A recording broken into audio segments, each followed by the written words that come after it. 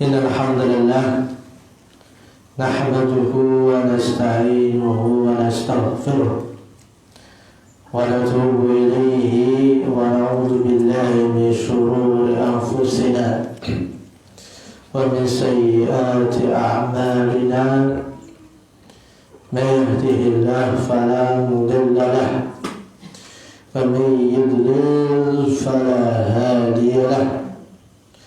أشهد أن لا إله إلا الله وحده لا شريك له وأشهد أن محمدا عبده ورسوله صلى الله عليه وعلى آله وأصحابه ومن تبعهم بإحسان إلى يوم الدين. أوصيني وإياكم بتقوى الله كما قال تعالى في كتابه الكريم: يا أيها الذين آمنوا اتقوا الله حق تقاته ولا تموتن إلا وأنتم مسلمون.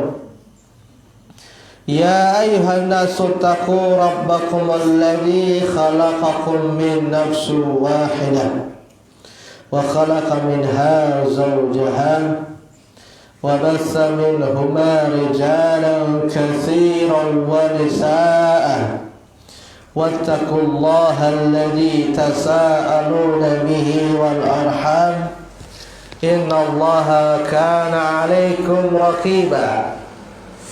يا أيها الذين آمنوا اتقوا الله وقولوا قولا سديدا يصلح لكم أعمالكم ويغفر لكم ذنوبكم ومن يطع الله ورسوله فقد فاز فوزا عظيما. أما بعد فقد قال نبينا محمد صلى الله عليه وعلى آله وسلم في خطبته: فإن أصدق الحديث كتاب الله وأهل الهدي هدي محمد صلى الله عليه وعلى آله وسلم وشر الأمور محدثاتها فإن كل محدثة بدعة وكل بدعة ضلالة وكل ضلالة في النار. إخواني في الله وأخواتي في الله رحمني ورحمكم الله. Alhamdulillah, segala puji hanya milik Allah Subhanahu wa Ta'ala. Pada kesempatan pagi hari ini kita bisa kembali bermajelis bersama di salah satu dari rumah Allah Subhanahu wa Ta'ala dalam rangka belajar agama Allah Subhanahu wa Ta'ala yang bersumber dari Al-Quran dan Rasulullah Sallallahu Alaihi wa ala alihi. Semoga Subhanahu wa Ta'ala senantiasa memberikan kita kemudahan untuk pelajari agama Allah Subhanahu wa Ta'ala. Wa nafillah wa akhwati fillah rahimani wa rahimakumullah. Insyaallah Ta'ala pada kesempatan pagi hari ini kita akan membaca sedikit dari agama Allah Subhanahu wa Ta'ala, yaitu mempelajari kitab Salasatul Usul wa Adillatuha wa karya Syekh Muhammad bin Abdul Wahhab rahimahullahu ta'ala. Sebelum kita melanjutkan pelajaran, kita akan membahas sedikit tentang biografi Syekh Muhammad bin Abdul Wahhab rahimahullah ta'ala yang ditulis oleh Syekh Abdullah bin Shalih Al-Fauzan hafizahullah ta'ala dalam kitab Husulul Ma'mul. Beliau mengatakan, huwal imamu syekhu Muhammad ibn Abdul Wahhab ibn Sulaiman bin Ali. Nama lengkap beliau adalah Al-Imam Syekh Muhammad, namanya Muhammad bin Abdul Wahhab Nama orang tuanya yaitu Abdul Wahhab. Kemudian bin Sulaiman, ini kakeknya, bin Ali. Minal Musyarafah, ya, dari keturunan yang mulia, salah satu cabang dari kabilah Wahab, dari kabilah Tamim. Ini nama beliau Syekh Muhammad bin Abdul Wahhab rahimahullah ta'ala. Kemudian Syekh rahimahullah ta'ala dilahirkan pada tahun 1115 Hijriah. 1115 Hijriah, ya, di negeri Uyainah, ya. Kemudian watalaqa fiha, dan beliau mempelajari, ya, di negeri tersebut ilmu dasar. Fata'allama al-Qur'an wa hafidhah, dan beliau Syekh Muhammad bin Abdul Wahhab mempelajari Al-Qur'an, dan beliau alhamdulillah hafal. An dhahri qalbin, ya, di dalam hati beliau. Qabla buluhihi, sebelum beliau balik, kira-kira umur 10 tahun. Subhanallah, ya, kalau kita melihat, ya, metode para ulama ketika mereka ingin mempelajari ilmu, mereka terlebih dahulu, ya, yang mereka pelajari yaitu Al-Quran. Mereka pelajari Al-Quran, dan mereka sudah hafal sebelum mereka balik. Dan itu adalah metode yang sangat bagus, yang hendaknya kita ini sebagai orang tua, ya, ketika mereka punya anak misalkan di pondok pesantren, ya, maka nasihatkan kepada anak tersebut untuk, ya, berusaha, ya, menghafal Al-Quran. Dinasihati. Kalau bisa orang tua memberikan hadiah, ya, supaya anak itu bisa semangat, ya, untuk pelajari menghafalkan Al-Quran. Karena Al-Quran adalah dasar ilmu yang pertama, pokok, ya, ilmu agama. Dasar yang pertama kali adalah Al-Quran. Hukum, ya, dalil di situ, ya. Kemudian setelah dia belajar Al-Quran, kemudian dia pelajari hadis-hadis Rasulullah Sallallahu alaihi wa ala alihi wasallam.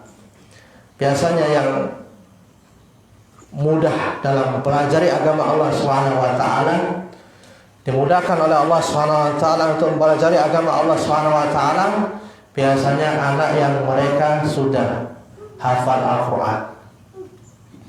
Dan kita dahulu ketika kita di Jawa, di sana, di Gresik, ya, di Pondok Al-Furqan yang diasuh oleh Ustadzuna Al-Fadil Al-Rafiq bin Hufran Habibullah Ta'ala, kebanyakan mereka yang mendapat prestasi, ya, juara kelas, biasanya mereka yang sudah hafal Al-Quran. Kebanyakan yang mereka prestasi, yang mereka maju ke depan, juara kelas, itu biasanya anak-anak yang sudah hafal Al-Quran. Karena semakin dia banyak hafal Quran, maka semakin mudah untuk mempelajari agama-agama yang lainnya. Terlebih lagi belajar bahasa Arab, ya, terlebih lagi belajar bahasa Arab, harus dia mahir, lancar ketika dia baca Al-Quran. Nanti kalau dia baca Al-Qurannya masih susah, maka belajar ilmu-ilmu yang lainnya akan susah. Karena kalau Al-Quran udah lancar, insya Allah Ta'ala belajar bahasa Arabnya lebih mudah. Jangan sampai kita belajar Al-Quran bahasa Arab, tapi baca Quran belum bisa. Jangan. Atau masih ikhra. Nah, ini susah. Bukan berarti kita menggembesi, ya, bukan berarti kita nggak membolehkan seorang belajar bahasa Arab, Tapi yang perlu dia perhatikan yang terlebih dahulu, yang paling penting, ketika dia mau belajar bahasa Arab, pelajari dulu Al-Quran. Ya, minimalnya bacanya lancar. Ya, insya Allah dia akan mudah belajar bahasa Arab. Makanya Rasulullah SAW mengatakan dalam satu hadisnya, khairukum man ta'allama al-Qur'ana wa 'allamah. Sebaik-baik kalian adalah orang yang mau mempelajari Al-Quran, kemudian dia mengajarkan kepada yang lain. Ya. Belajar di sini bisa dengan belajar ilmu tajwid atau cara baca yang benar. Nah, ini diperhatikan ketika dia mempelajari Al-Quran, itu sebaik-baik manusia. Ya, di muka bumi ini, yaitu orang yang mereka mau belajar Al-Quran dan mengajarkan kepada yang lainnya. Ya, dimaksimalkan, atau kita minimal ya bisa menghafal sedikit ya dari kalamullah subhanahu wa ta'ala. Walaupun kita nggak misalkan hafid 30 juz, minimal kita sedikit ada hafalan pada diri kita, terutama nanti misalkan ketika sholat ya dibutuhkan untuk ya membaca surat-surat pendek ya, hafal minimal sedikit ya, juz 30 surat-surat pendek ya, itu lebih mudah. Kemudian wa kana hadal fahmi, dan beliau Syekh Muhammad bin Abdul Wahhab rahimahullah taala cerdik dalam pemahamannya, bagus dalam pemahamannya, waqalu dhihni, ya, bagus dalam pemahaman. Dan ini kita ketika kita belajar ya, ketika mempelajari agama Allah Subhanahu wa taala, di samping dia memang pintar, jangan lupa dia minta pemahaman yang benar. Karena banyak orang mereka diberi kecerdasan ya, kepintaran, tapi pemahamannya keliru dalam memahami Al-Quran dan hadis Rasulullah Sallallahu Alaihi Wasallam. Bahaya. Jangan sampai kita memahami Al-Quran dan hadis Rasulullah Sallallahu Alaihi Wasallam dengan pemahaman kita sendiri, atau kita memahami Al-Quran dengan pemahaman kelompok kita. Jangan. Kita pahami Al-Quran dan hadis Rasulullah Sallallahu Alaihi Wasallam dengan pemahaman para sahabat Rasulullah Sallallahu Alaihi Wasallam, para ulama. Makanya Rasulullah Sallallahu Alaihi Wasallam, Nabi kita Sallallahu Alaihi Wasallam mendoakan kepada sahabat yang mulia Abdullah bin Abbas radhiyallahu an dengan doa, Allahumma faqihu fid din wa alimhu ta'wil. Ya Allah, berikanlah dia, yaitu sahabat Ibn Abbas, faqih dalam masalah agama, dan ajarkanlah kepada dia ta'wil. Ta'wil di sini maksudnya tafsir Al-Quran. Faqih. Ya. Dan kita jangan lupa senantiasa minta kepada Allah Subhanahu wa taala pemahaman yang benar. Ya. Kemudian zakiyul qalb, beliau ini hatinya jernih, bersih. Makanya ketika beliau belajar mudah dalam memahami Al-Quran dan hadis Rasulullah Sallallahu Alaihi Wasallam. Karena seorang yang belajar ilmu agama harus dikoreksi dulu hatinya, ya, wadahnya harus dibersihkan dari niatan-niatan yang kurang bagus. Ya. Karena ada sebagian orang belajar ya, ingin cari wanita, ingin dapat wanita yang bagus, yang solehah, makanya dia belajar. Nah itu. Atau dia belajar ya karena ingin ya menjadi seorang dai, tidak boleh. Seorang kiai supaya nanti bisa maju ke depan, jangan. Atau karena dipaksa orang tua. Maka niat-niat semacam ini harus kita bersihkan, supaya kita ketika belajar dimudahkan oleh Allah Subhanahu wa ta'ala. Makanya ketika misalkan baru masuk pondok pesantren, biasanya ada namanya mos atau kajian khusus bagi para santri yang baru-baru. Ya, biasanya para ustadz ini senantiasa ketika mereka beri tausiah kepada santri ketika baru belajar, suruh mengikhlaskan niat ketika dia belajar. Karena ikhlas itu sangat penting dalam kita mempelajari agama Allah Subhanahu wa ta'ala. Ya, karena ilmu itu sangat agung kedudukannya, sangat mulia, bahkan dimulakan oleh Allah Subhanahu wa ta'ala. Para malaikat ya mengepakkan sayap mereka, merundukkan sayap mereka, ikuti menghadiri majelis ilmu.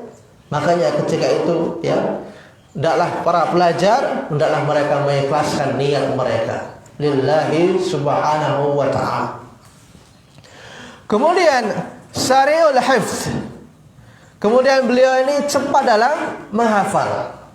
Ketika misalkan ada hafalan-hafalan, cepat sekali dia menghafalkan. Kemudian wajtama'a lahu ma hadhil malikati wirasatan. Maka terkumpul pada beliau naluri yang bagus tersebut, itu warisan ilmu. Makanya ketika ada seorang yang diberi kemudahan oleh Allah Subhanahu wa ta'ala bisa cepat dalam menghafal, subhanallah, tanda bahwasanya orang tersebut ya Allah Subhanahu wa ta'ala berikan kebaikan kepadanya, mudah dalam memahami agama Allah Subhanahu wa ta'ala.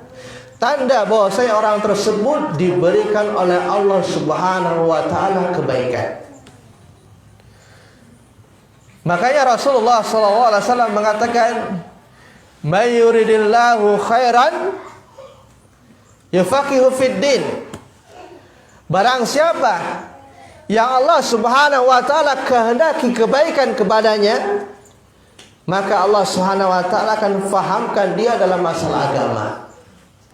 Mudah dia mempelajari agama Allah Subhanahu wa ta'ala. Tanda bahwasanya Allah Subhanahu wa ta'ala mencintai orang tersebut. Karena ilmu agama Allah Subhanahu wa ta'ala berikan kepada orang-orang yang Allah cintai. Tidak semua orang Allah Subhanahu wa ta'ala berikan ilmu ini kepada semua orang, ilmu agama.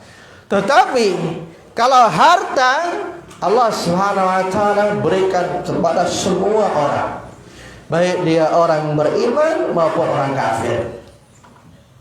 Makanya kalau orang kafir banyak Allah Subhanahu wa ta'ala berikan harta kepadanya, karena harta ini ramai, hina di hadapan Allah Subhanahu wa ta'ala.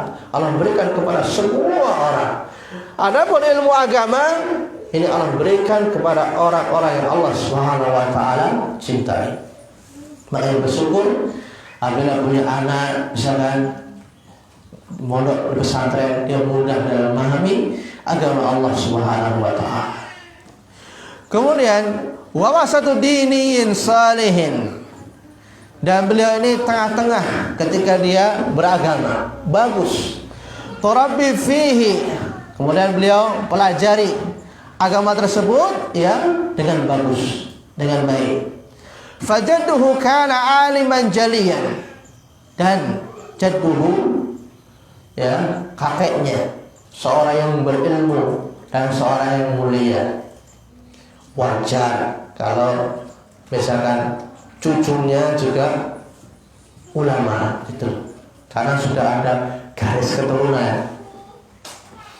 Tapi belum tentu ketika orang tuanya berilmu, punya ilmu agama, kemudian anaknya juga bagus, belum tentu.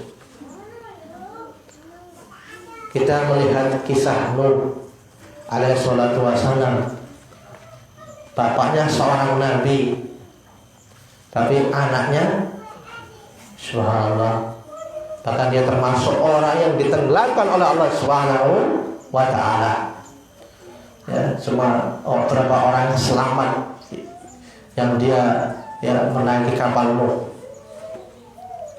Kalau kita melihat Fir'aun, ya, manusia yang paling kafir di muka bumi ini, dia mengatakan ana rabbukumul a'la, saya adalah Rabb kalian yang maha tinggi. Bersama itu istrinya Salihah. Tapi biasanya kalau misalkan kakeknya berilmu, orang tuanya berilmu, biasanya anaknya juga bagus biasanya. Tapi itu belum tentu, bukan jaminan, ya, bukan jaminan. Kalau orang tuanya nggak mendidik, ya gimana? Dibiarkan begitu saja, ya, jor kelowor, main nggak pernah diperhatikan. Mau pulang jam sekian, jam 10, jam 11, ya biarin. Yang penting anak saya, ya, nggak ganggu saya, ya. Yang penting anak saya senang main, terserah, ya. Nah, ini keliru. Ketika dia memang ingin menjadi, ya, anak yang bagus, dididik dia, diajarkan dia, ya, tentang agama Allah Subhanahu wa ta'ala, tentang, ya, Nabi SAW, diperkenalkan dia, ya, tentang Allah Subhanahu wa ta'ala, tentang Rasulullah SAW. Ya, begitu juga Rasulullah SAW. Kalau kita melihat hadis-hadis Rasulullah SAW, beliau ini mengajarkan kepada anak kecil tauhid, akidah. Ketika Rasulullah SAW membonceng sahabat, ya, Ibnu Abbas radhiyallahu anhu naik kendaraan, naik onta, subhanallah. Ini tawaduknya Rasulullah SAW, seorang pemimpin, ya, presiden, ya, tapi dia naik onta bersama sahabat Ibnu Abbas radhiyallahu anhu. Kemudian Rasulullah SAW mengatakan kepada beliau, kepada sahabat Ibnu Abbas, ketika itu beliau masih kecil, ya hulam, jadi perhatikan nih, wahai anakku, inni u'allimuka bi kalimatin, saya akan ajarkan kepadamu beberapa kalimat. Apa? Ya, ajaran Rasulullah SAW. Rasulullah mengatakan, ihfadillaha yahfadka. Jagalah Allah Subhanahu wa ta'ala, niscaya Allah akan menjagamu.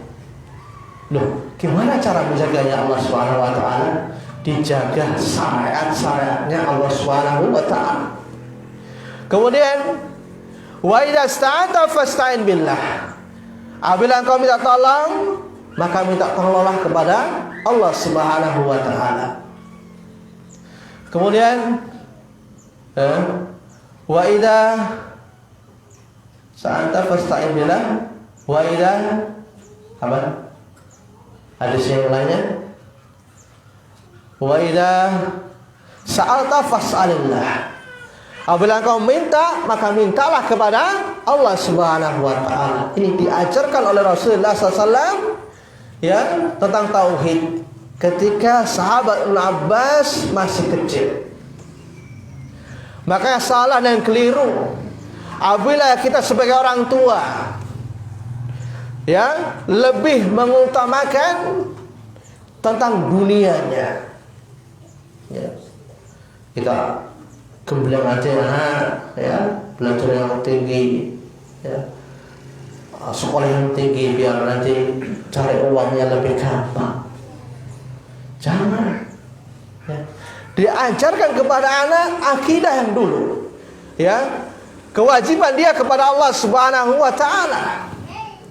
Nanti kalau sudah diajarkan ini, ya, akidah tauhid kepada Allah Subhanahu wa taala, maka anak secara otomatis walaupun dia belajar ilmu yang lainnya, dia akan menjaga Allah Subhanahu wa taala. Dia akan menjaga syariat-syariat Allah Subhanahu wa taala. Dibekali ilmu agama. Jangan dibekali ilmu umum baru agama. Jangan. Agama dulu baru ilmu yang lain. Jadi agama ini yang nomor satu.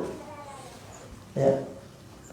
Nanti insyaallah taala anak akan mendoakan orang tua ketika orang tua sudah meninggal dunia. Nah, ini yang paling penting.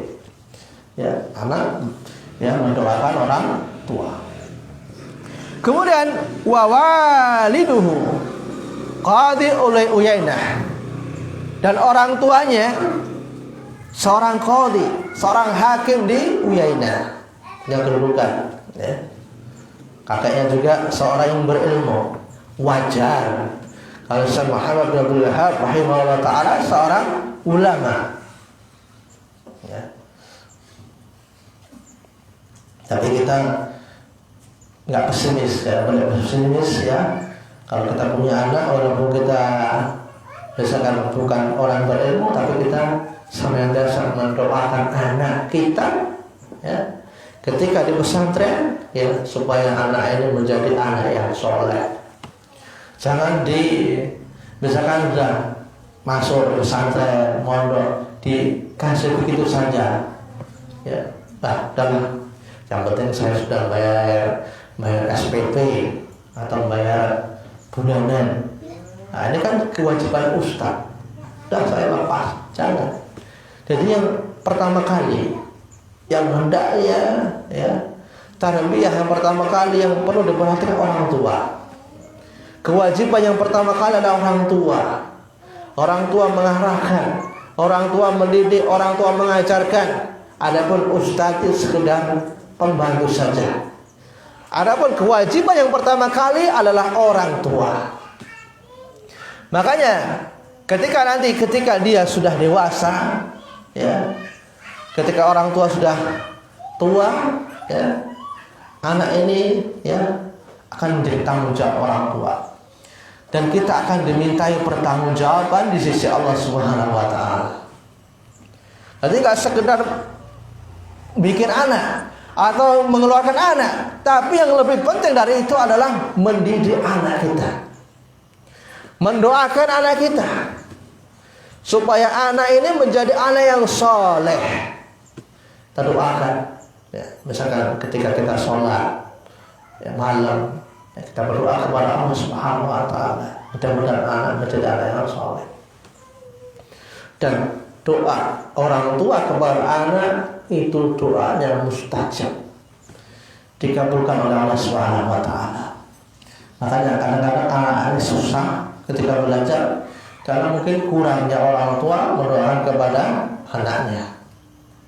Kemudian perlu diperhatikan juga ketika cari rezeki, ya, cari rezeki itu yang cari rezeki yang halal. Jangan sampai ada rezeki yang itu, ya, diharamkan oleh Allah Subhanahu wa taala.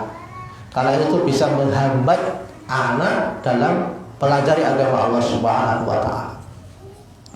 Kemudian fa'akhadha min masyayikhi baladihi, dan dia mulai mengambil dari syekh-syekh negerinya di negeri Uyainah, dia mempelajari agama Allah Subhanahu wa taala. Thumma rahala, ya, thumma rahala. Kemudian ketika di negeri tersebut sudah belajar, dia mengadakan rihlah, perjalanan fi talabil ilmi, dalam melajari ilmu, ke negeri Hijaz, wa Yaman dan Basrah.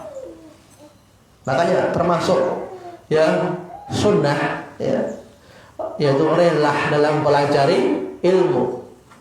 Jadi nggak mencukupkan apa yang di kampung, dia pergi ke kampung yang lainnya. Ya, ketika di sana ada orang yang lebih berilmu, jangan merasa cukup. Wah, aku sudah belajar ini, belajar itu. Nah, jangan. Dia pelajari lagi. Ya, misalkan pergi ke Jawa. Ketika sudah mantap belajarnya, rela lagi ke Jawa. Pelajari agama Allah Subhanahu wa taala. Dan itu merupakan syaratnya Nabi Musa alaihi salatu wassalam. Dia seorang nabi, Nabi Musa alaihi salatu wassalam. Ya, ketika di sana ada orang yang lebih berilmu daripada beliau. Ya, ketika membaca surah Kahfi, maka Nabi Musa alaihi salatu wassalam pergi menemui seseorang yang katanya lebih berilmu. Ya Allah SWT menghabarkan ada orang yang lebih berilmu daripada engkau, maka kamu jangan sombong. Kemudian Nabi Musa alaihissalam berilah pelajari ilmu sama siapa? Sama Khidir. Nabi Musa alaihissalam nggak sabar belajar sama Khidir, dan Khidir sudah memberitahu kepada Nabi Musa, ketika belajar sama saya harus sabar, jangan banyak tanya. Ketika ada seorang anak tiba-tiba dibunuh, Musa kaget, kenapa dibunuh? Karena khawatir nanti ketika anak dewasa, karena orang tuanya beriman, akan merubah orang tuanya beriman menjadi kafir, maka dibunuh sama Khidir. Nabi Musa alaihissalam seorang nabi, nggak malu mempelajari agama Allah Subhanahu wa taala. Bagaimana dengan kita? Nah, terus belajar. Walaupun sudah bisa baca, kita belajar. Misalkan kita tidak bisa duduk di pondok, menghadiri majelis ilmu seperti ini, atau kita dengerin kajian, bahas kita mendengarkan, kemudian kalau kita punya kitab kita mengoreksi, menyimak apa yang dibahas oleh Ustaz tersebut. Itu bagus. Hidup semangat. Kemudian fahaza uluman wa hafiza mutunan, dan beliau ini memperoleh ilmu-ilmu dan menghafal matan-matan. Biasanya tarekah para ulama ketika mereka membahas kitab, mereka ini murid-muridnya suruh menghafal matan-matan. Dan di sini di kitab salah satu usul ada matan-matan. Matan itu ucapan ringkas Syekh Muhammad bin Abdul Wahab rahimahullah ta'ala. Biasanya dulu ketika kita mondok suruh menghafal misalkan matan Alfiyah Ibnu Malik. Matan Alfiyah Ibnu Malik tentang masalah nahwu dulu diajarkan ketika di Gresik sama Ustaz Abdul Mahbutan dari Sulawesi. Beliau kurang sekarang dah pulang. Jadi ketika kita belajar, kita disuruh menghafal matan Alfiyah Ibnu Malik. Enggak semua, setiap mau belajar giliran di satu gitu. Giliran sama satu-satu yang lain. Juga dengan akidah Tauhawiyah ada matan-matan yang dihafalkan. Karena itu memudahkan kita untuk mempelajari apa isi kitab tersebut. Kemudian qara'a katsiran min kutubil hadis wa tafsir wal usul. Dan Syekh Muhammad bin Abdul Wahab banyak sekali membaca dari kitab-kitab hadis, tafsir dan usul. Dan wa uniya inayatan khasatan, dan beliau ini sangat perhatian yang khusus bimu'allafat, dengan tulisan Syekhul Islam Ibni Taimiyah dan muridnya Al-Allamah Ibnul Qayyim rahimahullah ta'ala.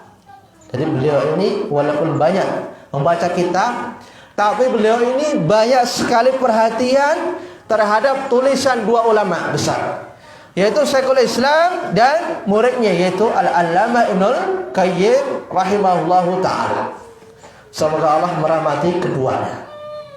Karena ini bikin orang cerdas, tulisan Syekhul Islam sama tulisan Ibnul Qayyim rahimahullahu ta'ala.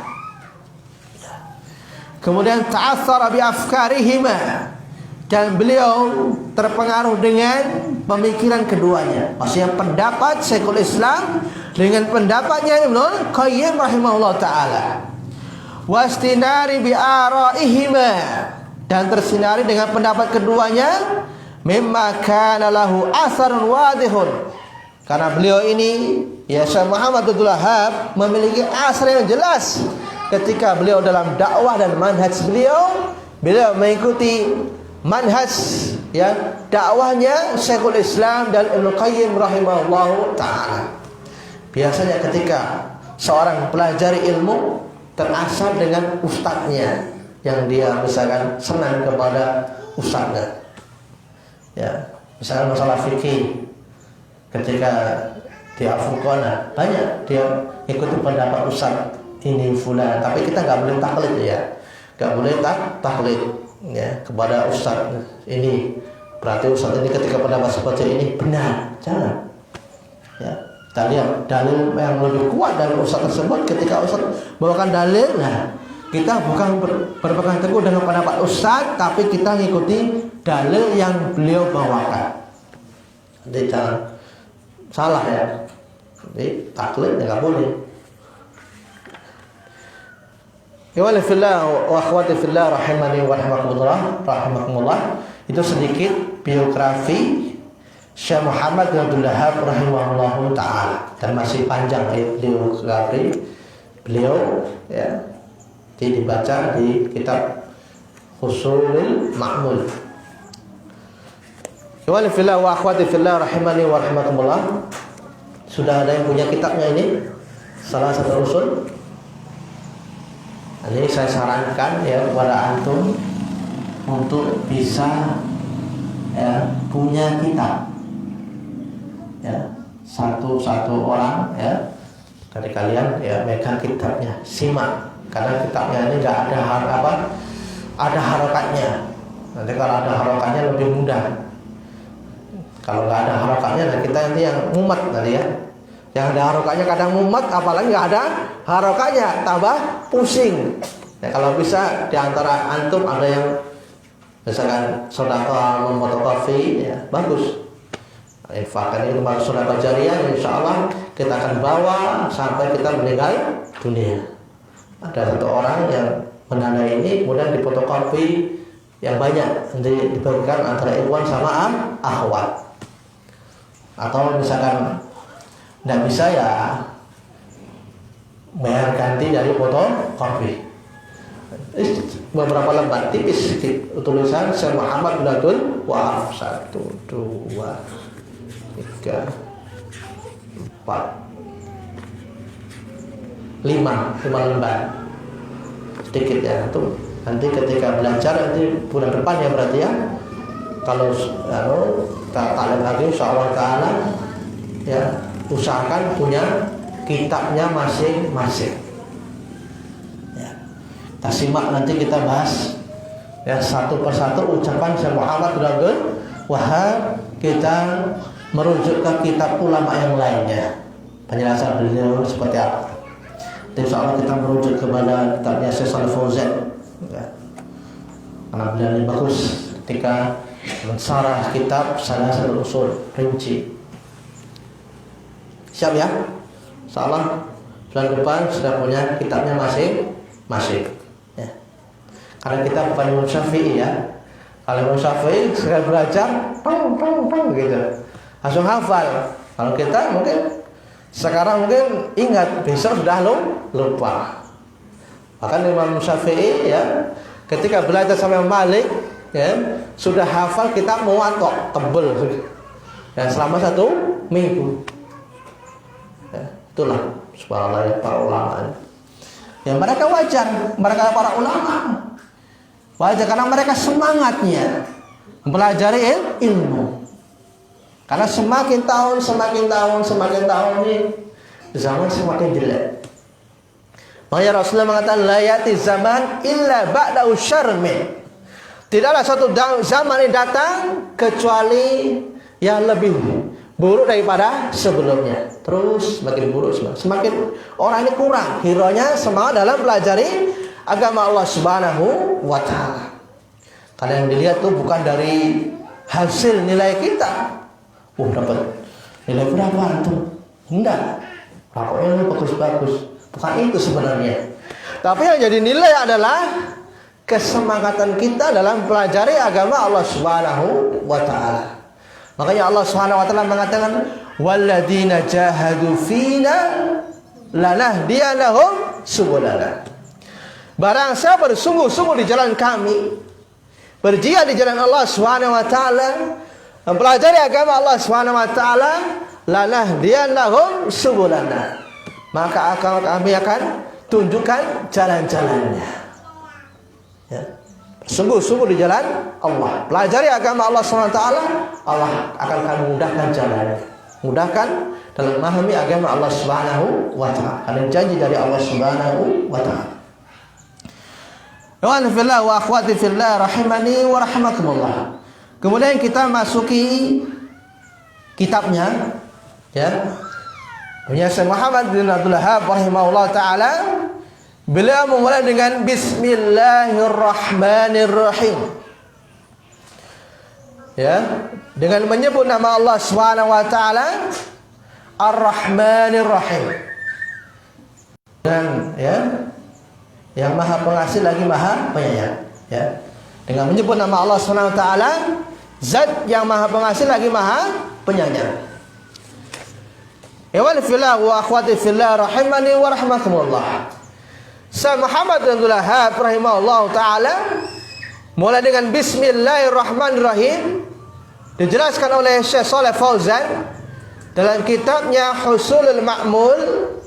Ibtada al-musannif hadhihi risalah bil basmalah. Syekh Muhammad bin Abdul Wahhab rahimahullah taala memulai tulisan ini, risalah beliau, dengan bismillah. Yang pertama adalah iktidaan bi kitabillahi ta'ala, karena mencontoh kitab Allah Subhanahu wa taala.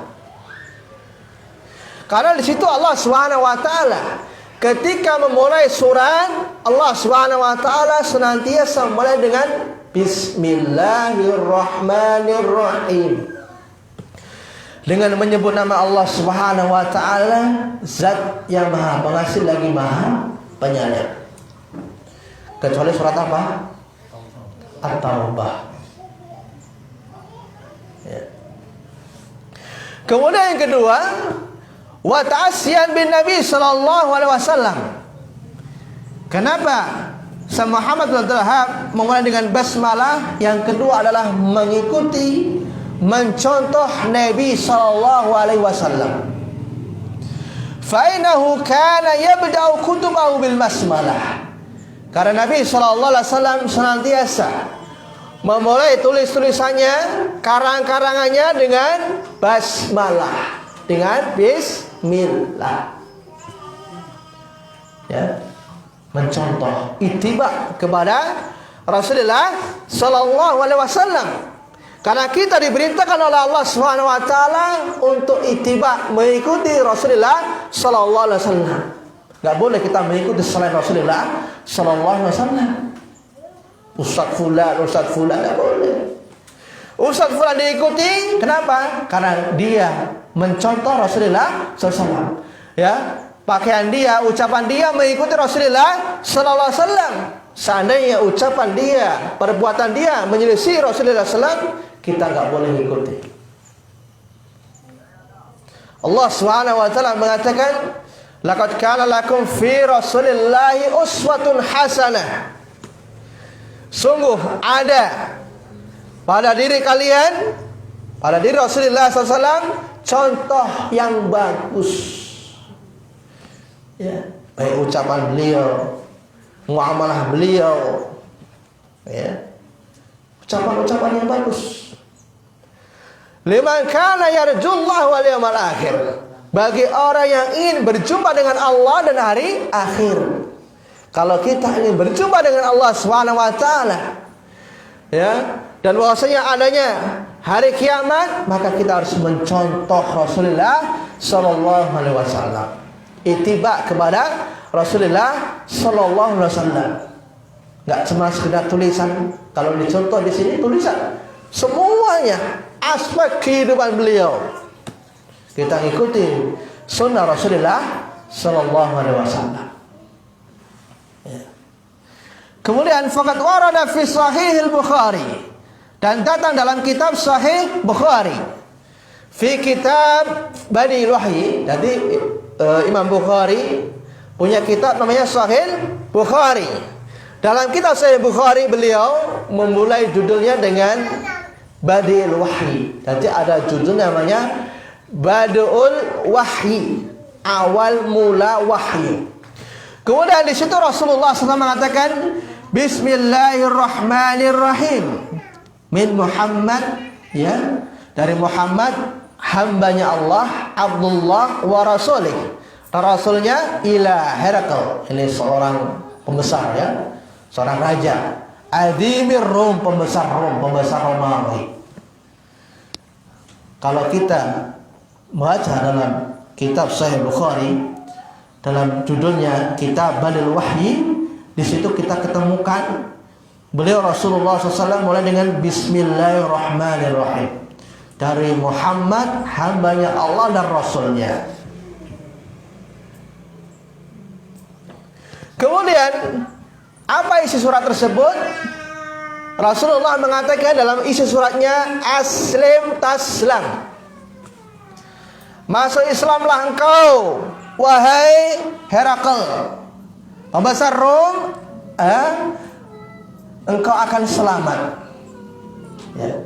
Salamun ala man ittaba'al huda, keselamatan atas orang-orang yang mau mengikuti petunjuknya Allah Subhanahu wa ta'ala, diajak untuk masuk Islam, karena pada waktu itu masih kafir. Kemudian aslim yu'tikallahu ajraka marratain, masuk Islamlah engkau, Allah Subhanahu wa ta'ala akan memberi pahala kepada engkau 2 kali pahala. Dijelaskan pahala kalau dia beriman kepada Nabi sebelumnya, Nabi Isa alaihissalatu wassalam, dan dia dapat pahala karena beriman dengan Rasulullah sallallahu alaihi wasallam. Karena ada sebagian nanti yang diajak oleh Rasulullah SAW masuk Islam, dia nggak mau. Bahkan ada sebagian mereka merobek suratnya Rasulullah sallallahu alaihi wasallam. Maka Rasulullah sallallahu alaihi wasallam berdoa kepada Allah Subhanahu wa taala agar rajanya dirobek-robek oleh Allah Subhanahu wa taala. Kemudian enggak lama, ya, selang raja tersebut, ya, rajanya dihancurkan oleh Allah Subhanahu wa taala. Karena merobek-robek suratnya Rasulullah sallallahu alaihi wasallam, surat yang mulia dari Rasulullah sallallahu alaihi wasallam dihinakan oleh mereka, maka Allah Subhanahu wa taala akan hinakannya, ya, orang tersebut. Kemudian fa'in tawallaita, jika engkau berpaling, ya, kata Rasulullah SAW, ya, jika engkau berpaling tidak mau masuk Islam, fa'inna alaika ismal arisiyin, maka engkau akan menanggung dosa orang yang mengikuti kamu. Wajah dia seorang raja, dia kafir, kemudian diikuti oleh bawahannya, rakyatnya, ya, karena dia nggak mau masuk Islam, maka dia menanggung dosa dan dosa orang yang mengikutinya. Tapi kalau dia masuk Islam, dia mendapat pahala dan pahala orang yang mengikuti beliau. Makanya Rasulullah SAW mengatakan, man sanna fil islami sunnatan hasanatan, barang siapa yang memberi contoh, ya, man sanna fil Islam, dalam Islam ini sunnah yang bagus, contoh yang bagus, falahu ajruha, maka bagi dia pahala, wa ajru man amila biha, dan pahala orang yang mengikutinya. Ini yang mencontohkan contoh yang bagus, mencontohkan contoh kebaikan, ya, tanpa mengurangi dosa mereka sedikit pun, dosa orang yang memberikan contoh. Kemudian sebaliknya, barang siapa man sana fil islami sunnatan sayyi'atan, barang siapa memberi contoh-contoh yang jelek, udah bagus-bagus, orang ini nggak kenal namanya yasinan misalnya. Tiba-tiba ada orang pertama kali memberitahu untuk yasinan, kemudian diikuti oleh orang kampung tersebut, maka dia mendapat dosa dan dosa orang yang mengikutinya. Nah, ini bahaya. Para dai yang mengajarkan kepada kesyirikan, kebidahan, ini bahaya. Dia akan mendapat dosa dan dosa orang yang mengikutinya. Ya. Adapun dia kalau mengajak kebaikan, tauhid, mengajarkan sunnah Rasulullah sallallahu alaihi wasallam, maka dia mendapat pahala dan pahala orang yang mengikutinya. Ya. Maka berhati-hati ya bagi seorang dai yang menyuruh kepada umat. Ya. Ajarkan kepada mereka tauhid, ajarkan kepada mereka sunnah Rasulullah sallallahu alaihi wasallam. Jangan mengajarkan kesyirikan, dan dia akan menanggung dosa nanti pada hari kiamat. Kemudian ya Rasulullah mengatakan, jadi Rasulullah sallallahu alaihi wasallam pada isi surat tersebut membawakan dalil dari Al-Qur'an. Beliau membacakan firman Allah Subhanahu wa taala, "Ya ahlal kitab, wahai ahli kitab." Ya, diseru oleh Rasulullah sallallahu alaihi wasallam, wahai ahli kitab. Ta'alu, kemarilah engkau ila kalimatin sawa'in bainana wa bainakum. Yang mana kalimat tersebut sama antara kami dan kalian. Sama kalimat tersebut, satu kalimat saja. Gak usah dua, gak usah tiga, satu kalimat saja. Apa isi kalimatnya? Allah na'budu illallah. Kita ini tidak beribadah kecuali hanya kepada Allah Subhanahu wa taala. Wala nusyrika bihi syai'an. Dan kita ini tidak boleh berbuat syirik kepada Allah dengan sesuatu apapun. Jadi kita diseru kepada satu kalimat, yaitu tauhid. Tidak beribadah kecuali hanya kepada Allah dan tidak berbuat syirik. Wala yattakhidha ba'duna ba'dan arbaba min dunillah. Dan kita tidak boleh mengangkat sebagian kita atau sebagian yang lain sebagai Tuhan dari selain Allah Subhanahu wa taala. Makanya kalau kita disuruh berkelompok, ada enggak kelompok tersebut mengajarkan tauhid? Misalkan ada satu kelompok, kelompok tersebut pernah enggak mengajarkan tauhid? Kalau tidak pernah mengajarkan tauhid, akidah yang benar, enggak boleh kita berkelompok. Kalau tidak di atas satu kalimat, alla na'budu illallah wa la nusyrika bihi syai'an. Bahkan ada sebagian mereka, sebagian kelompok bangga terhadap kelompoknya, programnya bagus, mengataskan kemiskinan, atau pakaiannya bagus, model coraknya bagus, tapi kelompok tersebut nggak pernah diajarkan tauhid. Jangan berkelompok. Kullu hizbin bima ladaihim farihun. Setiap kelompok bangga terhadap kelompok mereka. Bangga terhadap programnya, bangga terhadap pakaiannya, bukan bangga terhadap tauhid. Jangan mau kita dipetak-petak di kelompok-kelompok. Kalau tidak kelompok tersebut dibangun di atas akidah yang benar. Kalau kelompok tersebut tidak dibangun di atas akidah yang benar. Kemudian fa'in tawallau, jika kalian berpaling, tidak mau, faqulu syhadu bi anna muslimun, maka saksikanlah bahwasanya kami orang Islam, Muslim. Serahkan kepada Allah Subhanahu wa taala. Kalau dia tidak mau, yang penting kita sudah menyampaikan risalah Allah Subhanahu wa taala. Karena hidayah itu milik Allah Subhanahu wa taala. Tugas Rasulullah sallallahu alaihi wasallam menyampaikan. Adapun dia terima atau tidaknya itu tergantung hidayah Allah Subhanahu wa taala.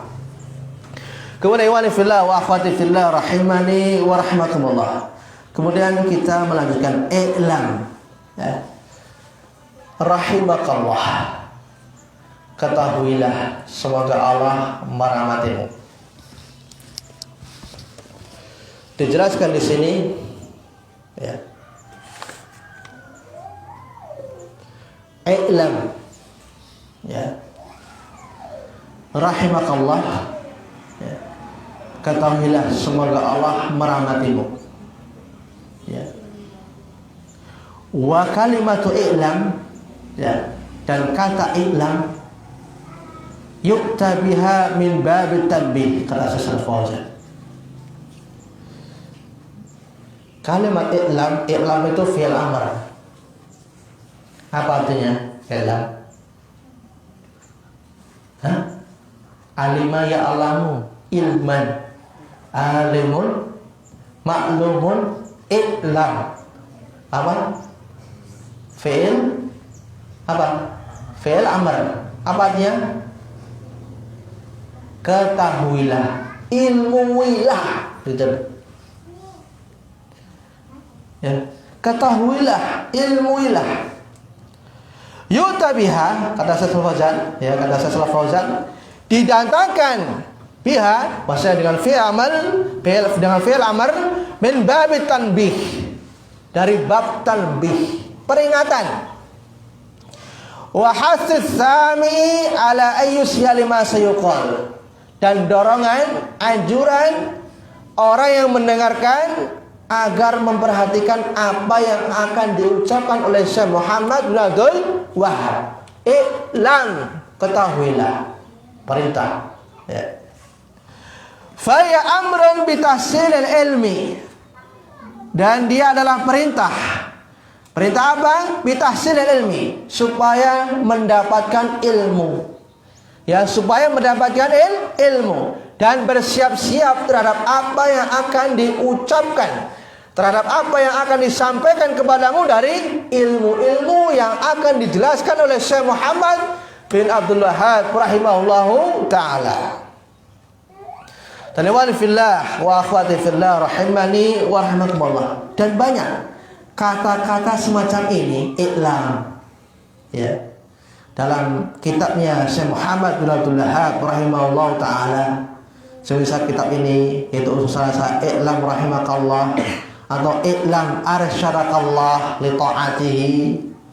Ya, dalam nanti kitab usul salasa agak panjang, ya, pertengahan, ya, Syekh Muhammad bin Abdul Wahab mengatakan i'lam arsyadakallah li ta'atihi.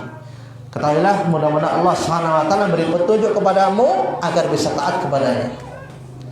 Ya, kemudian juga, ya, kalau kita melihat dari hadis-hadis Rasulullah Sallallahu Alaihi Wasallam, ya, Rasulullah SAW banyak sekali, ya, memberikan pertanyaan, ya, kepada sahabat Rasulullah Sallallahu Alaihi Wasallam. Biasanya Rasulullah mengatakan, ala unabbiukum bi akbaril kabair, ya, maukah aku tunjukkan kepada kalian, wahai sahabat-sahabatku, dosa yang paling besar? Pakai istifham, maukah, ya, aku tunjukkan kepada kalian dosa yang paling besar? Atau Rasulullah mengatakan, adadru madza qala rabbukum, apakah kalian mengetahui apa yang Rabb kalian ucapkan? Atau adadru mal hibah, apakah kalian, apa yang dimaksud dengan hibah? Istimewa, apakah kalian tahu apa yang dimaksud dengan hibah? Ini supaya apa? Sahabat itu memperhatikan apa yang akan diucapkan oleh Rasulullah Sallallahu Alaihi Wasallam. Kemudian rahimakallah, semoga Allah merahmatimu, ya, semoga Allah merahmatimu. Ini ada rahimakallah. Nanti kalau disambungkan dengan wa ghafarakallah, ini maknanya lain. Nanti kalau misalkan rahimakallah, nah, nanti maknanya mencakup dua-duanya. Rahimakallah, kalau sekedar rahimakallah gak dikandalkan dengan ghafarakallah, apa maksudnya? Misalkan Syekh Muhammad bin Abdul Wahab rahimahullah mengatakan rahimakallah, tak gak dikandalkan dengan wa ghafarakallah. Nah, ini maknanya mencakup nanti kalau sekedar rahimakallah. Nanti kalau misalkan rahimakallah wa ghafarakallah, nanti maknanya masing-masing. Rahimakallah maknanya sendiri, ghafarakallah maknanya sendiri. Paham ini ya? Paham ya? Kemudian Syekh Shalih Fauzan mengatakan rahimakallah maknanya adalah ghafarallahu laka ma madha min dunubika wa wafaka wa asamaka fi mastakbal. Semoga Allah Subhanahu wa taala mengampunimu. Ini kan doa. Doa ya Syekh Muhammad bin Abdul Wahhab kepada murid-muridnya. I'lam rahimakallah. Semoga Allah Subhanahu wa taala mengampunimu terhadap dosa-dosamu yang telah lalu. Ya, karena kita ini banyak dosa ya, wanifillah. Setiap hari kita berdosa. Gak ada orang ini gak pernah berbuat dosa. Rasulullah SAW mengatakan, kullu bani Adam khata. Setiap anak Adam pasti pernah berbuat khata. Pakai siyal mubalaghah. Ini kalau belajar bahasa Arab ada namanya siyahul mubalaghah. Ini masih kaitannya dengan isim mustaq. Nanti ada isim jamid dengan isim mustaq. Kalau isim jamid itu nggak bisa ditafsir kepada yang lainnya. Kalau isim mustaq ini bisa ditafsir kepada yang lainnya. Di antaranya siyahul mubalaghah. Ini untuk menekankan benar-benar manusia ini pernah berbuat salah. Kemudian wa khairul khata'ina, dan sebagai orang bersalah adalah orang yang mau bertaubat, at-tawwabun, bertaubat kepada Allah Subhanahu wa taala. Dan semoga Allah Subhanahu wa taala memberi taufik kepadamu dan menjaga engkau di dalam apa-apa yang akan datang. Didoakan oleh Syekh Muhammad bin Abdul Wahhab rahimahullah ta'ala. Hada idza ufridat birrahmah. Ini apabila bersendirian rahmat. Nanti kalau digandakan dengan rahimakallah wa ghafarakallah. Nah ini ghafara maknanya lima madha. Ya, semoga Allah mengampuni dosa-dosamu yang telah lalu. Kalau digandakan dengan rahimakallah wa ghafarakallah. Dan rahmat maknanya semoga Allah menjagamu, ya, melindungimu terhadap apa yang akan datang dengan taufik, ya, untuk menuju kebaikan dan keselamatan. Paham ya? Ini seperti kaidah dalam para ulama mengatakan istama'a iftaraqa. Dalam kitab Arba'in Nawawi punya Syekh Muhammad bin Shalih Al-Utsaimin ketika beliau menjelaskan Islam sama iman. Ada kaidah idza istama'a iftaraqa wa idza iftaraqa istama'a. Apabila berkumpul, ya, rahimakallah, ya, wa ghafarakallah, maka maknanya terpisah. Rahimakallah sendiri, ghafarakallah sendiri. Wa idza iftaraka, apabila terpisah, rahimakallah sendiri, istama'a maknanya berkumpul. Ini sama dengan iman dan Islam. Sama dengan Islam sama iman. Apabila iman, ya, bersatu, ya, dengan Islam, maka maknanya sendiri-sendiri. Tapi kalau misalkan iman tak, nah maka berkumpul. Masuk di situ namanya Islam. Contoh, Allah Subhanahu wa taala mengatakan di dalam surat Al-Maidah ayat 3. Allah Subhanahu wa taala mengatakan wa raditu lakumul islama dina. Ya. Dan aku ridho Islam ini sebagai agama untuk kalian. Di sini Allah Subhanahu wa taala mengatakan Islam tok. Berarti masuk di sini iman. Paham ya? Wa raditu lakumul islama dina. Enggak ada di sini iman. Berarti masuk di sini iman. Tapi kalau disebutkan dua-duanya, apa maknanya? Sendiri-sendiri.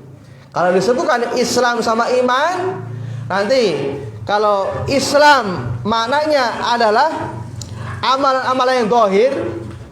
Islam itu amalan-amalan yang zahir, ya. Berarti kalau iman adalah amalan-amalan yang batin. Ini apabila disebut apa? Dua-duanya. Maka maknanya, ya, berbeda-beda. Islam itu amalan yang zahir, iman itu amalan yang batin. Paham ya? Paham ini ya? Insyaallah kita lanjut kalau sudah paham. Kemudian rahimakallah anahu yajibu alaina. Ya. Ketahuilah semoga Allah merahmatimu. Anahu yajibu alaina, bahwasanya wajib atas kita ta'allumu arba'i masail. Wajib pelajari 4 perkara. Yang pertama adalah al-ilmu. Yang pertama adalah ilmu. Ilmu tentang apa? Wa huwa ma'rifatullah. Mengilmui tentang Allah Subhanahu wa taala. Di sini wali fillah wa akhwati fillah rahimani wa rahimakumullah, yajibu alaina, ya, wajib atas kita. Yang disebut, yang dimaksud di sini yajibu alaina wujubul ain. Kata Syekh Fauzan, wajib ain. Tahu wajib ain? Ada wajib yang itu fardu ain, ada fardu kifayah. Yang dia itu belum sampai derajat wajib. Ada sunnah yang muakkadah, ada sekedar sunnah. Yang bila dikerjakan mendapat pahala, ya, apabila ditinggalkan dia tidak berdosa. Tapi ada sunnah yang muakkadah, yang ditekankan. Semisal sholat 2 rakaat sebelum subuh, itu belum sampai derajat wajib. Itu sekedar sunnah muakkadah, sangat ditekankan sekali. Walaupun dia dalam keadaan safar misalkan, itu disunahkan untuk sholat 2 rakaat walaupun dalam keadaan safar. Bagaimana kalau keadaan dia mungkin nggak safar, nggak perjalanan jauh misalkan. Dalam hadis Rasulullah SAW mengatakan, ya, barang siapa 2 rakaat, ya, sebelum fajar, khairun minad dunya wa ma fiha, maka lebih bagus daripada dunia dan seisinya. Subhanallah. Sholat 2 rakaat sebelum sholat subuh. Apa janji Rasulullah SAW? Lebih bagus daripada dunia dan seisinya. Makanya kita ini jangan sampai ditinggalkan ini. Sholat 2 rakaat sebelum subuh. Apalagi kita nggak dalam keadaan safar. Rasulullah SAW safar saja nggak meninggalkan sholat 2 rakaat. Bagaimana apabila Rasulullah tidak safar? Dan fardu wujubul ain atau fardu ain dengan fardu kifayah, apa bedanya? Fardu ain itu wajib atas semua manusia, gitu loh. Yajibu alaina, berarti ucapan Syekh Muhammad bin Abdul Wahhab rahimahullah taala, yajibu alaina, wajib di sini itu fardu ain, wajib atas setiap mukallaf. Kalau dia mukallaf, sudah balik, berakal, ya, balik dia, enggak anak kecil, ya, balik. Kapan dia balik? Ketika umurnya sudah menginjak 12 tahun, ya, tanda-tanda balik. Tapi ini enggak jadi patokan. Yang jelas kalau laki-laki ini sudah pernah mimpi, ya, mimpi apa? Mimpi basah, ya. Kalau perempuan sudah haid. Nah, ini sudah mukallaf ini wajib bagi dia. Pelajari ini, ya, 4 perkara wajib haid. Artinya enggak sekedar kalau fardu kifayah, kalau seorang sudah mempelajari maka gugur yang lainnya, kewajiban yang lainnya. Kalau sudah orang belajar, ya, misalkan tentang masalah fikih atau misalkan faraid, masalah warisan, kalau satu orang sudah belajar maka yang lain sudah gugur. Paham ya? Tapi kalau ini enggak, semuanya wajib dan belajar selama dia itu mukallaf, balik, normal, ya, normal itu enggak gila. Nah, kalau stres ya enggak masuk, ya. Kemudian dia tidak lupa, maksudnya benar-benar dia ini sehat jasmani dan rohaninya, dan sudah balik tadi sudah kita jelaskan. Paham ya? Berarti wajib dia mempelajari 4 perkara ini yang dijelaskan oleh Syekh Muhammad bin Abdul Wahab. Aku nanti perkara-perkara yang lain, nanti masalah fikih tadi, maka itu hukumnya fardu kifayah. Misalkan mandikan jenazah, nanti kalau sudah dimandikan sudah gugur kewajiban yang lain. Kecuali kalau belum sama sekali belum dimandikan, maka yang lainnya berdosa. Paham ini ya? Antara fardu kifayah dengan fardu ain, ya. Kemudian ikhwani fillah wa akhwati fillah rahimani wa rahmakumullah. Wal muradu bihi, dan dimaksud dengan ilmu di sini adalah ilmu syar'i. Wajib pelajari di sini ya 4 perkara. Yang pertama ilmu yang dimaksud ilmu di sini adalah ilmu syar'i, bukan ilmu yang lain, ya. Bukan ilmu fisika, matematika, ilmu syar'i. Semisal contoh di sini wajib, yang itu wajib ain, yang setiap mukallaf wajib pelajari ini adalah seperti pokok-pokok keimanan. Semisal beriman kepada Allah Subhanahu wa taala, dia harus tahu. Beriman kepada Rasulullah, para rasulnya, beriman dengan kitab-kitabnya, ini harus tahu. Ini arkanul Islam. Ini harus tahu pokok-pokok keimanan. Gak boleh ada seorang bodoh terhadap rukun-rukun Islam, ya. Kemudian syariat-syariat Islam, gak boleh seorang ini jahil. Kemudian wa ma yajibu ijtinabuhu, ini yang wajib dilakukan. Kemudian apa yang wajib untuk dijauhi dari perkara-perkara yang diharamkan, zina, minum khamr, riba, dan seterusnya. Nah, ini wajib dijauhi dari perkara yang diharamkan. Wa ma yahtaju ilai fil muamalah, dan apa yang dia butuhkan dalam masalah muamalah. Misalkan dia mau bisnis apa, nah dia harus mempelajari apa hukum bisnis tersebut. Jangan dia bisnis kemudian baru cari ilmunya. Berilmu dulu baru berusaha, ya. Berilmu dulu baru bekerja, gitu maksudnya. Berilmu dulu baru beribadah kepada Allah Subhanahu wa taala. Jangan beribadah dulu baru cari ilmu. Paham maksudnya ya? Makanya ilmu ini didahulukan daripada berucap, daripada berbuat. Makanya Imam Bukhari dalam kitab ini nanti, ya, membuat judul dengan, ya, bab, ya, al ilmu qabla al qauli wal amal. Ilmu itu lebih didahulukan daripada berucap dan beramal. Karena berucap dan beramal butuh dengan ilmu. Paham ini ya?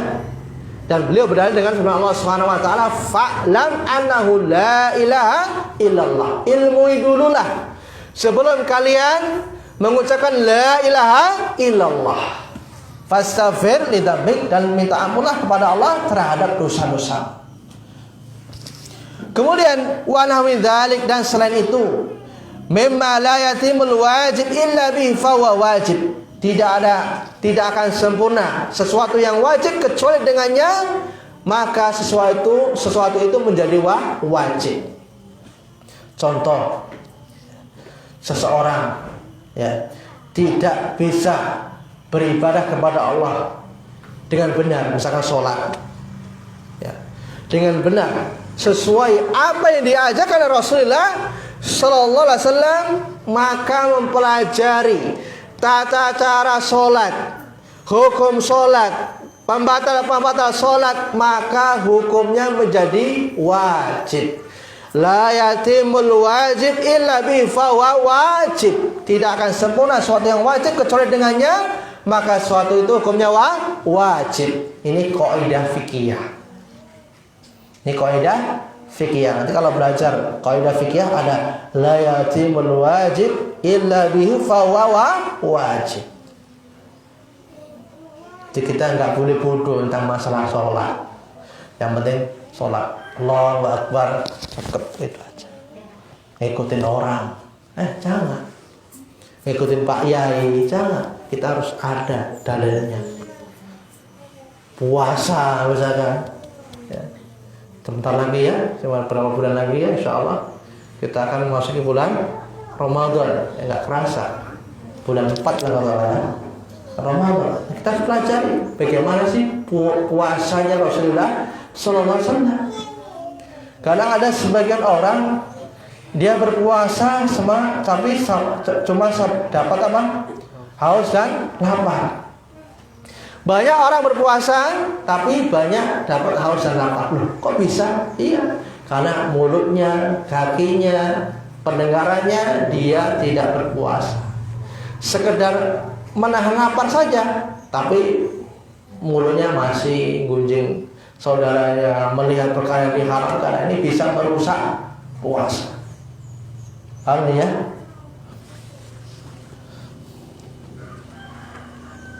Kemudian Syekh Shalih Fauzan hafizahullah taala menukil ucapan Imam Ahmad rahimahullah taala. Yajibu an yatluba minal ilmi ma yakumu bihi dinuhu. Wajib untuk mempelajari ilmu apa yang bisa tegak dengannya agamanya. Ya, apa yang bisa tegak dengannya agamanya. Qila lahu, dikatakan kepada Imam Ahmad, bimithlu ayyi syai'in, semisal apa wahai Imam Ahmad? Rahimahullah, yang wajib untuk dipelajari yang bisa tegak agama kita. Kalau dia mengatakan alladzi la yas'uhu jahlu, yang tidak ada kebodohan di dalamnya, yang tidak ada keluasan bodoh di dalamnya. Jadi nggak boleh ada orang bodoh di dalamnya. Contoh, semisal contoh apa ya Syekh? Wahai Imam Ahmad rahimahullah taala, salatuhu wa siyamuhu wa nahwi dzalik. Semisal salatnya, puasanya dan selain itu dari perkara yang wajib untuk dipelajari bagi manusia. Kalau itu wajib, maka pelajari hukumnya wajib. Salat apa hukumnya? Wajib. Maka pelajari tata cara salat yang benar. Hukum salat, rukun-rukunnya, maka pelajarinya hukumnya wajib. La yatimul wajib illa bihi fa huwa wajib. Semisal kita mau sholat nggak punya baju misalnya kan. Kalau sekarang sholat nggak ada ya, orang nggak punya baju. Misalkan seandainya ada gitu ya, orang sholat ya harus pakai baju karena harus menutup aurat ya supaya sholatnya diterima. Maka membeli pakaian atau membeli baju apa hukumnya? Wajib, karena fungsi dia beli pakaian itu apa? Menutup aurat ketika sholat. Sedangkan menutup aurat dalam sholat hukumnya apa? Wajib. Maka membeli pakaian juga hukumnya wajib. Paham ini ya? Tergantung nanti wasilahnya itu apa. Kalau nanti sunnah berarti sunnah. Kalau wasilahnya wajib berarti hukumnya juga wajib, mengikuti tujuannya. Kemudian fal wajib 'alal muslim ay yata'allama ma yajibu 'alaihi an amri dinihi. Nah, wajib atas seorang muslim nih, kata Imam Ahmad, untuk mempelajari apa yang wajib atasnya dari perkara agamanya. Baik yang berkaitan dengan akidahnya, berkaitan dengan akidahnya, atau berkaitan dengan ibadahnya dia kepada Allah Subhanahu wa taala, atau berkaitan dengan muamalahnya dia. Ya, misalkan berdagang, maka wajib dia mempelajari tata cara berdagang. Dengan bisnis dulu baru belajar, dulu baru berbisnis. Ini yang paling bagus. Kemudian wa alaihi ayyas'ala 'alal ilmi, dan wajib atasnya untuk bertanya kepada alul ilmi ketika dia tidak tahu misalnya. Jangan nekat gitu bertanya kepada alul ilmi. Ya, karena dari obat kebodohan apa? Bertanya. Obat kebodohan adalah bertanya. Jangan malu untuk bertanya kalau itu perkara kebaikan. Innallaha la yastahi minal haq. Sesungguhnya Allah tidak malu dari kebenaran. Ya.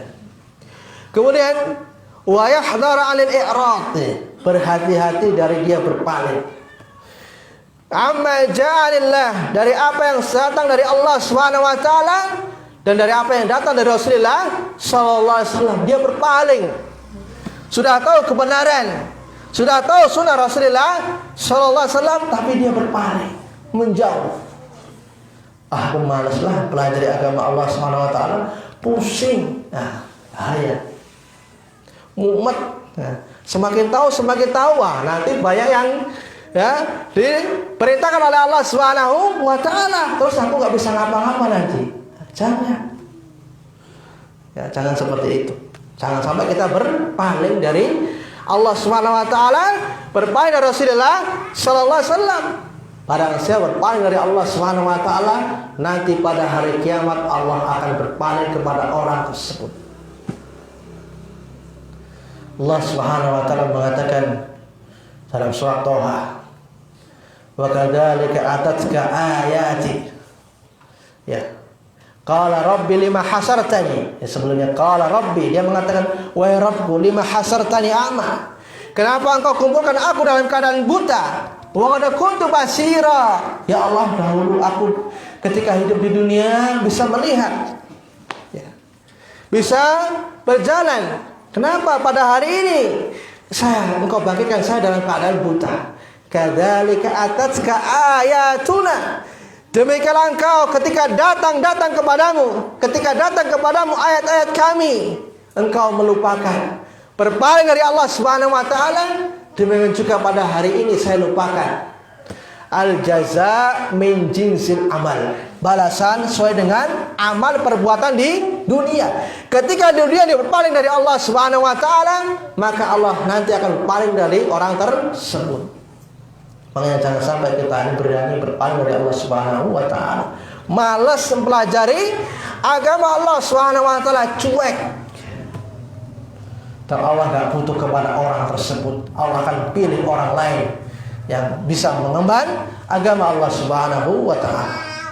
Wa alaihi ayyakbala nusha wa tawjiha, dan wajib baginya untuk menerima nasihat dan arahan selama nasihat dan arahan tersebut bagus. Kalau arahan nasihat tersebut menyelisih Al-Quran dan Sunnah, tidak boleh kita mengikuti nasihat orang tersebut. Ya, kalau dia menasihati dengan Al-Quran dan Sunnah Rasulullah SAW, kita terima. Jangan menasihati orang pakai perasaan, hemat saya, nah, jangan. Pakai dalil. Ya, seperti hadis Rasulullah SAW yang membunuh 99 jiwa, kurang satu. Dia bertanya kepada ahli ibadah, waduh ini sudah membunuh 99, dia ingin bertobat kepada Allah Subhanahu wa taala.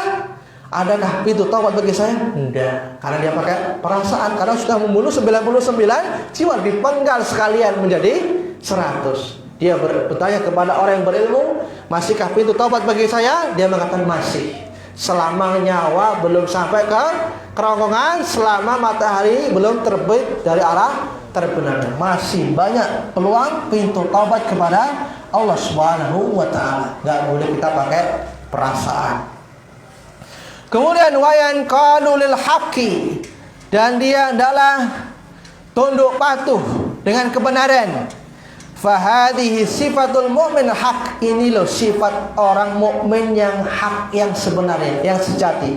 Apabila dia tahu kebenaran, dia tunduk kepada kebenaran tersebut, sekalipun yang menyampaikan mungkin lebih kecil daripada dia. Selama ini disampaikan hak benar, dia terima, dia ambil. Karena apa? Para ulama mengatakan al-haqqu dhalatul mu'min. Kebenaran itu barang yang hilangnya dari seorang mukmin. Barang hilang, sesuatu yang hilang dari seorang mukmin. Aina wajadaha, dimanapun dia temui kebenaran tersebut, dia ambil. Meskipun dia lebih muda atau lebih kecil daripada orang tersebut. Karena selama yang disampaikan Al-Quran dan Sunnah Rasulullah Sallallahu Alaihi Wasallam. Mungkin ini saja yang bisa sampaikan ya. Mudah-mudahan bermanfaat insyaallah taala. Kita lanjutkan pada pertemuan yang akan datang. Sa'iri subhanakallahumma wa bihamdika asyhadu an la ilaha illa anta astaghfiruka wa atubu ilaik. Assalamualaikum warahmatullahi wabarakatuh.